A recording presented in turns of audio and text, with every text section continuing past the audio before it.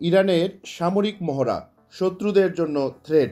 Iran তার সেনাবাহিনী এবং ইসলামিক রেভলিউশন গার্ডস কর্পস আইআরজিসিকে নিয়ে বিশাল, শক্তিশালী ও অন্তর্ভুক্তিমূলক সামরিক মহড়ার ঘোষণা দিয়েছে। কেন এই মহড়া এত গুরুত্বপূর্ণ?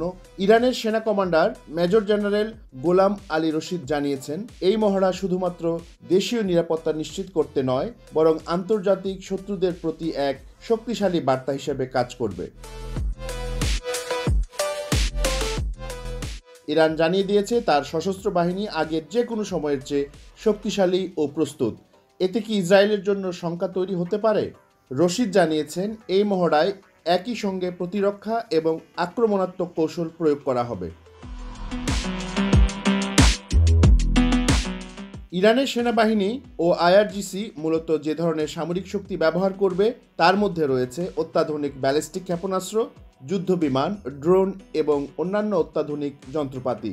তবে সবচেয়ে গুরুত্বপূর্ণ প্রশ্ন হলো, মহড়াটি কি ইসরায়েল বা মিত্র দেশগুলোর মনে ভয় ধরাতে পারবে?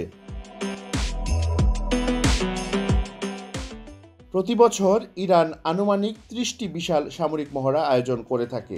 এসব মহড়া শুধুমাত্র প্রশিক্ষণ নয়, যে কোনো হুমকি মোকাবেলা করতে এটা এক ধরনের প্রস্তুতি।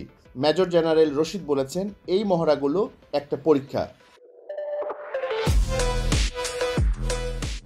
সশস্ত্র বাহিনী নিজেকে সত্যিকার যুদ্ধ পরিস্থিতিতে প্রস্তুত করে। শত্রুর মোকাবেলা করার জন্য ইরান তৈরি হচ্ছে। ইরান জানিয়ে দিয়েছে তাদের অভিযানে ইসরায়েলি আকাশ প্রতিরক্ষা ব্যবস্থা সম্পূর্ণরূপে ব্যর্থ। ইরানের ব্যালিস্টিক ক্ষেপণাস্ত্র ইসরায়েলের প্রতিরক্ষা ব্যবস্থাকে একেবারে অকার্যকর করে দিয়েছে।